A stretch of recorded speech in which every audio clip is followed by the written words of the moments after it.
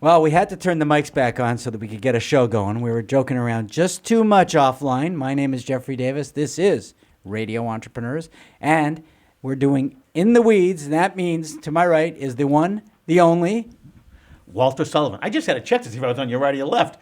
Boy, this show's getting high. Oh, wow, Walter. I didn't have a high regard for you before that comment.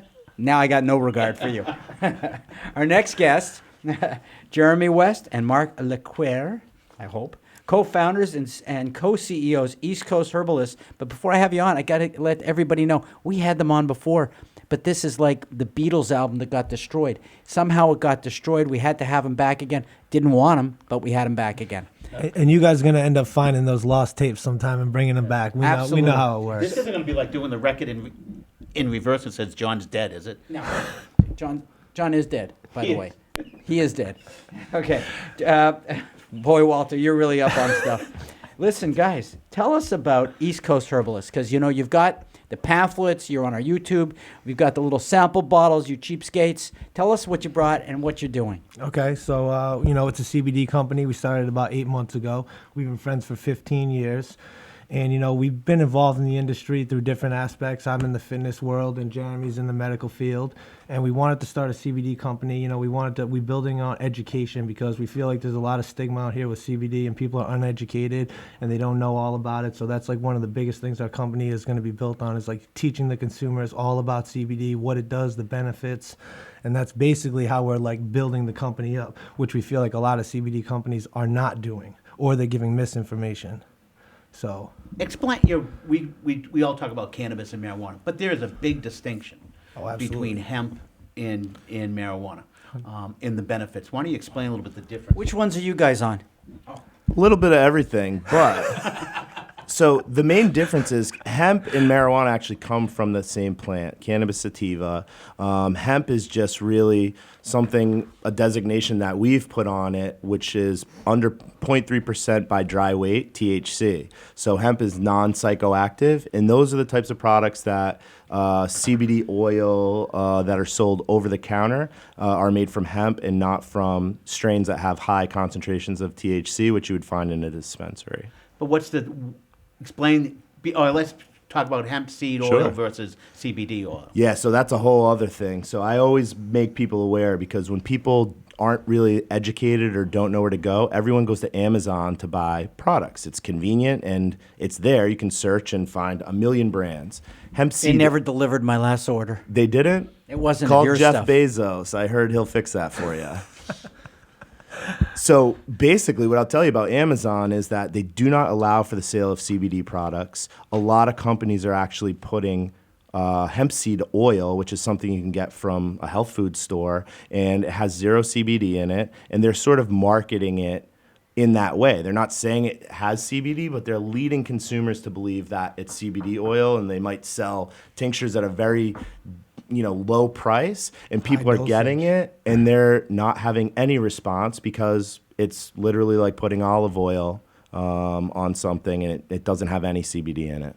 And that becomes a really big issue because people are being lied to. And it's the CBD that gives you the medical help and the relief you need. People are being duped, and what's happening is people are being turned off to CBD because they take it once, they're not getting any direction from the brand, and they're not having a response, and they say this doesn't work. I would tell them that it takes a consistent dosing like any medication. You would want to take it, on a regular basis for at least 2 to 4 weeks to have the response that you're looking for, and dosage plays a part in that as well. Education's always important, and I and as an entrepreneur, I've heard so many more inaccurate stories about my business and other businesses my whole career. What frustrates you the most? You can take it, go ahead. Me, what frustrates... Well, besides Mark, because we couldn't even go there. I love this guy, man. I'm going to sick him on you after. That's going to be your problem. What frustrates me the most is that there's so many people, and I get it, this is a business opportunity. People are diving in. It's a new industry. It's exploding, and there's a lot of misinformation out there that's being perpetuated by people. So brands that do a disservice to the industry are people that are going in, cutting corners, corners, not testing their products. They have pesticides or contaminants, or even worse, they say it's a certain dosage of CBD, and then you go to the lab and get it tested. It has none of that. There's just a huge lack of trust in the industry, and I think I got to be honest, I've met, I come from the medical field, and I've met so many amazing colleagues that work in the cannabis industry that are professional and that are smart and intelligent and are, entrepreneurs like us. And then there's people that come in and kind of try to reap the benefits of making a quick buck, and they're not going to be around very long, but they are, in my opinion, are sort of throwing mud on the name of the industry. Well, let me just move to another totally different question. It's a little more self-serving. I was in the medical products industry in the 1970s, and it was one of my background. And I found that the standards of what was being sold into the pet industry was different than the human industry. Yep. And I didn't understand why. Do you find that there's a difference between what's being sold in your business or the standards for humans and also for pets, and that there's a problem there as well? Pets is more, Because everybody I know is buying this stuff for their Yes, pets. of course. Everybody loves their pets. Everybody. So it's like, it's a huge market opportunity. I got for home last people. night. My dog was sitting with a cigar eating a pizza. I mean, mine too. CBD really works. I've actually had my dog on a regimen now for about a month, and I definitely haven't noticed a difference in like every day, but I will tell you this, my dog has high anxiety, and when he's in the car now, before it was high panting, it was heavy panting, he would be drooling. It was almost like he couldn't wait to get out Walter of the does car. the same thing in my car. He opens the window for me so I can look out though.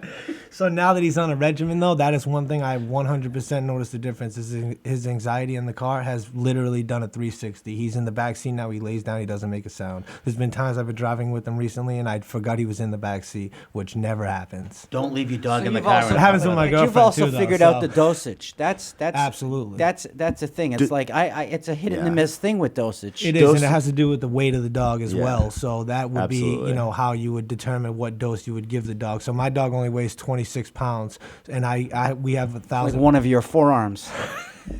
And we have 1,000 milligram tincture. So I actually give my dog about 10 milligrams of CBD a day, and that usually works pretty well for him. And the difference too, there is a slight difference in the carrier oil. So something like Absolutely. organic coconut oil, which is what we use in our human tinctures, but pets, coconut oil can cause some gastrointestinal stuff, especially for a pet that weighs 26 pounds. There are some other oils that you can use that might have, omega. See, I buy doggy stuff, but Yeah, I'm sure. wondering if the standards are looser with the pet stuff. I'd say they're the same. Yeah, I mean, as far as we're approaching it, we're going to be doing a pet tincture, and we're going to take all the same standards we do with all our regular tinctures. We're going to bring it to the labs, get everything tested, and do everything the proper way. Now let me say, so in December of 2018, hemp was decriminalized. It's no longer Schedule 1. It's allowed to be sold throughout state lines as long as it's sourced correctly, no pesticides. Yep. However, the FDA has still not acted on Yes. defining how it can be used. Yep. Department of Agriculture still has not acted Yep. in developing regulations. Same is true for Massachusetts. We allow caffeine to be put into products, into alcohol. Look at the ramifications. What do you guys think about the fact that we still haven't been able to use CBD in products that would truly benefit people? Yeah. I think that everyone's kind of scrambling to figure out how to regulate this. The supplement industry has been plagued with this type of stuff for decades. And, there's no one really watching. And, they've kind of expected that they leave so much gray area, and it's like, okay, they expect the industry to self-regulate. Well, companies like us who care about that stuff, we want to do everything on the up and up, but there are a lot of people that will cut corners. What I will say is that when the FDA does come through with some eventual guidelines, which I think they will, who knows what the They're being timetable pushed to do is. it. I think it's important. I think it will weed out, no pun intended. I know you are going to get excited about that one. Weed. But it will get the companies that are doing sort of, Shady half-hearted, business, shady business. not lab testing They're not going to properly. be in this industry long. And I think Exactly. you look at it from the point of view in the sense of, the FDA actually isn't enforcing this. Yeah. When they find something out, they send out a letter telling you to stop. Yes. We have pharmacies that used to carry CBD in them. And I talked to pharmacists. They said it's so much better than a lot of the drugs they Yes, sell. absolutely. Now, the pharmacy board told them they can't do it anymore. Yeah. And it's just, we need to move forward much better than we are, because I think it is proven that this does make a difference. So tell us Absolutely. about, before we go, the product that's in front of us right now. It's what it is and what is its best use. So these are tinctures, sample tinctures. We offer a 1,000 milligram tincture through East Coast Herbalist on the website, and those are tinctures that take sublingually. So what that does is it balances the homeostasis of your body. Basically, how I could describe it in simplest terms is it helps you feel normal again. On a daily basis, your activity, foods you eat, everything, it does a lot of stuff internally to your body. And when you take tinctures on a regular basis, they bring your homeostasis levels back up to normal, and then you basically feel normal. You don't take a tincture and feel, oh, I woke up today feeling incredible, but you might wake up today feeling not sore, not have as much pain. So when do you take it? I take tinctures every single day, so I take it in Morning, the morning night? and at night. 'Cause Before you eat? Yeah, right away in the morning, right when I wake up, first thing. It's like, honestly, too. How many drops do you take? So I take a higher dosage. Well, again, your bicep is bigger than Walter and I, so let's. You know. I take a full ml, which in a 1,000 milligram bottle is 33 milligrams. So I take about 66 milligrams a day on the regular. Sometimes on the And how do you weekend, take it? I take it sublingually under the tongue. But under what's the reason for under the tongue versus just putting it in? I can't do that with my dog. He won't put his it's tongue the up. absorption. So if you hold it under your tongue, it goes into your body and absorbs a lot better. You get a 20% absorption rate than if you just took the tincture in your mouth and swallowed it and it was digested. See, with in my the dog, I have to digestive just tract. put it in his food. I have to trick him. So, But it makes him that's what I do, thirstier. too. I think it makes him thirstier. I've noticed the difference. He's drinking more water since he's on CBD. Okay. I don't. Yeah, I haven't noticed my dog drinking more water, but it could be a. Now we're assuming that Chris and Nathan aren't gonna lose this segment. But will you commit to coming back again and talking to us about more products? We and would how love things are to, going? absolutely. And We not think only you guys that- are good to have on. And we're in development of more products, and we got a lot of stuff coming out. We just finished our website. Honestly, we're trying to open up a brick and mortar. We're really excited. We've been moving forward fast, but only because we've been doing all the research for the last 10, 12 months. And how can people find you? They can find us on eastcoastherbalist.com. That's our website. Right. We're on Yep. social media. Yeah. We're on Snapchat. We're on Instagram. We're on Facebook. Yep. All the social media platforms. Wow. And the Starving Lawyers Financial Fund, Walter. How can they find you? At waltersullivanlaw.com. Thanks, Jeff. Right. He loves those comments. It's a good plug right there. Well, we got to keep Walter. He's trying to make me learn how to run a business. We got to keep Walter gainfully employed.